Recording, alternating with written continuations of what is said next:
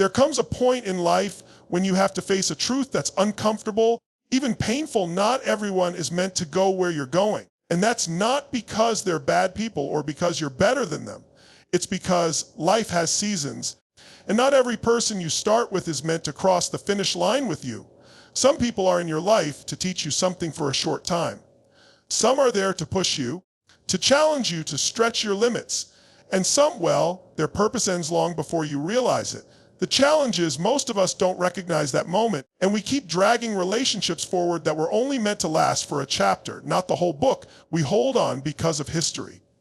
We remember how things used to be, the laughter, the comfort, the moments that once defined the relationship. But here's the truth: history is a beautiful thing to cherish, not a chain to keep you stuck. What served you 5 years ago may not serve you today. Who you were back then is not who you are now, and the path you're walking today might demand a different kind of company. Yet we resist letting go because it feels like loss, and in a way it is, but it's also the space in which something new can grow.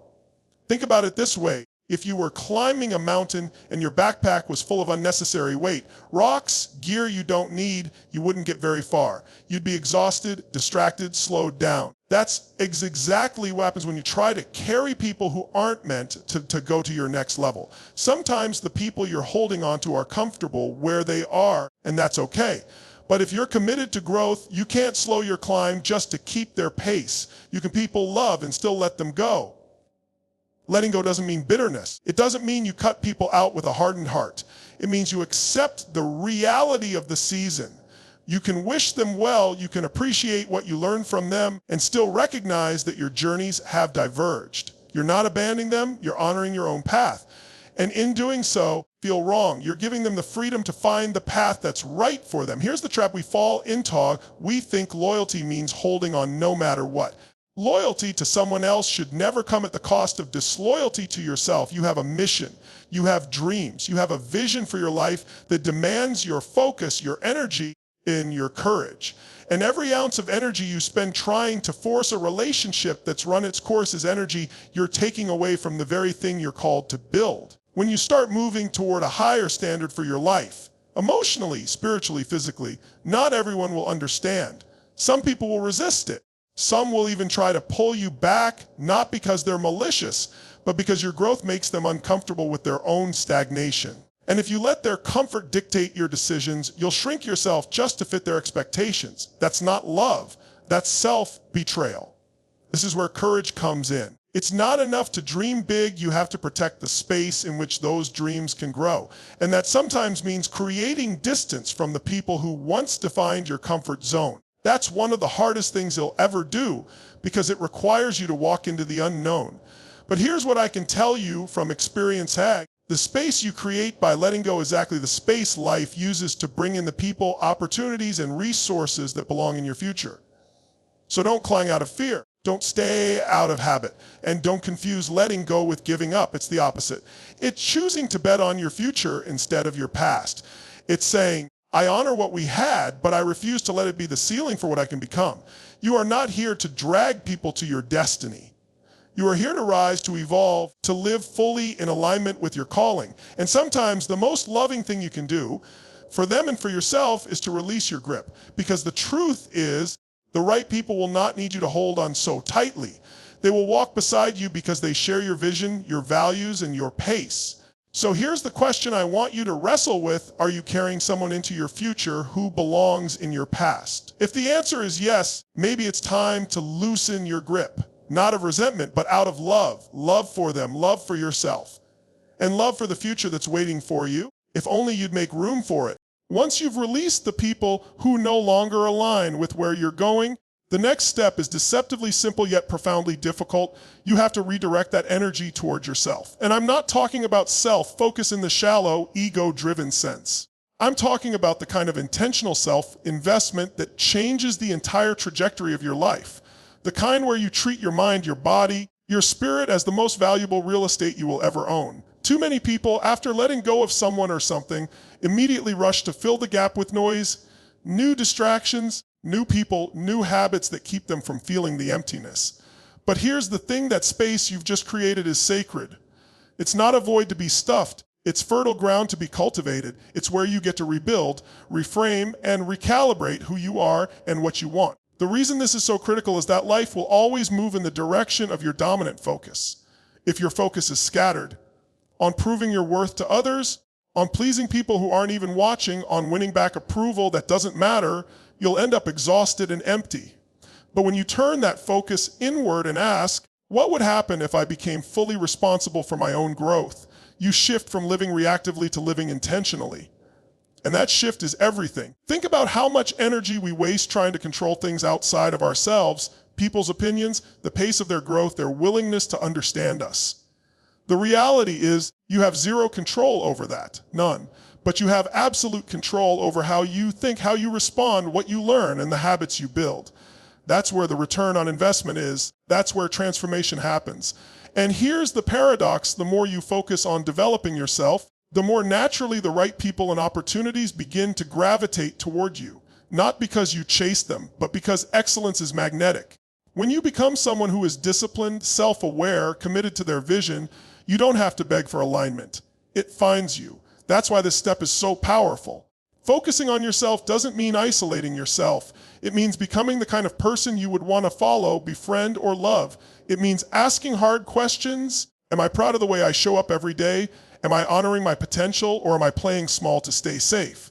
Am I living by design, or am I just drifting, waiting for someone else to validate me? Those questions aren't always comfortable, but they're necessary. Because you can't build a strong life on weak foundations, and the foundation is always you. There's also a psychological depth to this process that people often overlook. When you invest in yourself, whether that's reading, training, developing new skills, deepening your emotional intelligence, you begin to rewrite the story you tell yourself about your value. You stop seeing yourself as someone who needs to be chosen, and you start seeing yourself as someone who gets to choose. That's a profound shift in identity, and it changes how you move through the world. And let me be clear, this is not a one-time project. Focusing on yourself is a lifelong discipline. There will be days you get distracted, days you slip back into old patterns, days when the voices of doubt get loud again. That's okay. The goal isn't perfection, it's progress. The measure of success isn't how perfectly you stayed on track, how quickly you realign when you drifted. Some people will misunderstand this focus. They'll say you've changed, and they'll be right. Because the point of life is to change, to evolve, to become more capable of living in alignment with who you truly are. And as you grow, you'll notice your tolerance for certain things gets smaller. Small talk, negativity, excuses. That's not arrogance, that's clarity. You're no longer willing to dilute yourself to fit environments that can't hold the fullness of who you're becoming.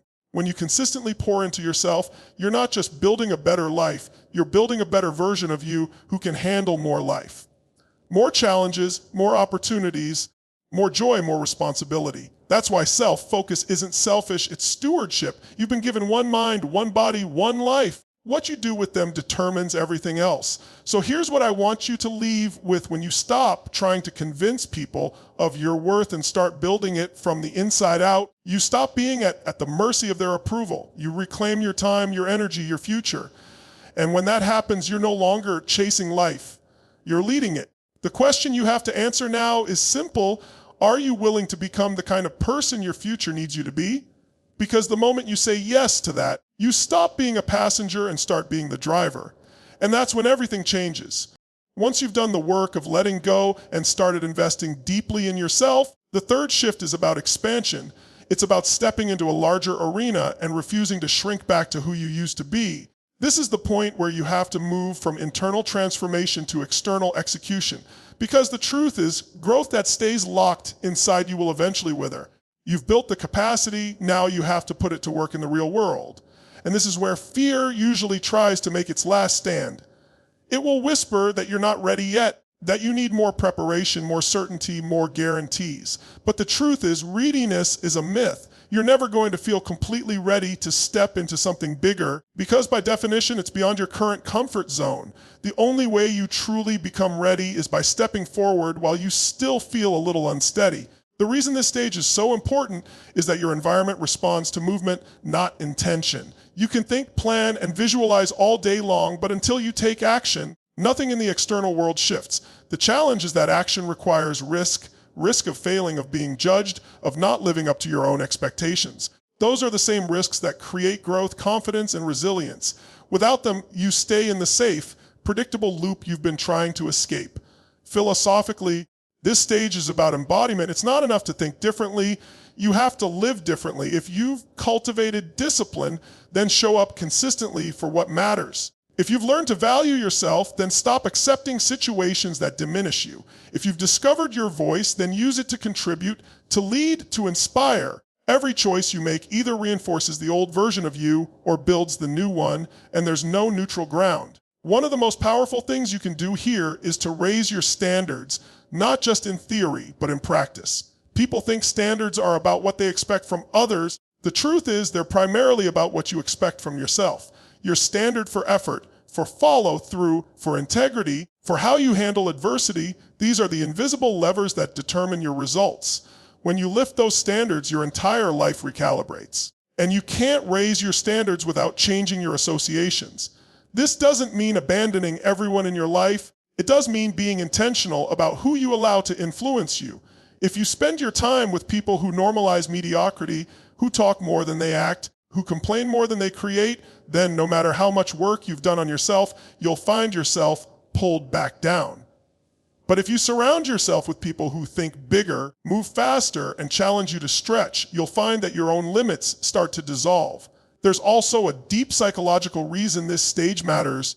Identity is reinforced through action. You can tell yourself you're disciplined, but until you consistently follow through, that identity won't stick. You can affirm that you're confident, but until you make decisions that scare you a little, you won't truly believe it. This is why execution is the bridge between who you were and who you're becoming. Without it, personal growth remains a theory instead of a reality. And let's be honest, this stage will test you. It will put you in situations where your old patterns try to reassert themselves. Moments when you'll be tempted to play small because it feels safer. Moments when you'll question whether the discomfort is worth it. But every time you push through, you send a message to yourself, I am no longer this limited version of me. I've crossed a line and I'm not going back. That repetition is what rewires you at the deepest level. The beauty of living this way is that it creates a momentum that's hard to stop. When you consistently step into bigger spaces, you start to see opportunities you were blind to before. You start attracting situations that match your new level of thinking and living. And before you know it, the life that once felt impossible becomes your new baseline. So here's the challenge: don't let your growth stay private. Let it spill over into how you speak, how you work, how you show up for others. Let it shape the risks you take, the boundaries you set, the dreams you pursue. Because the ultimate purpose of becoming more is to do more, give more, and live more fully. You've let go of what no longer serves you. You've invested in becoming someone stronger, wiser, and more aligned. Now it's time to step forward and occupy the space that was always meant for you. The world doesn't need a smaller version of you. It needs the one you've been building in the quiet. The moment you start living as that person. Not someday. Now you stop waiting for permission and start creating your own reality. And when that happens, you're not just playing the game of life anymore, you're changing it.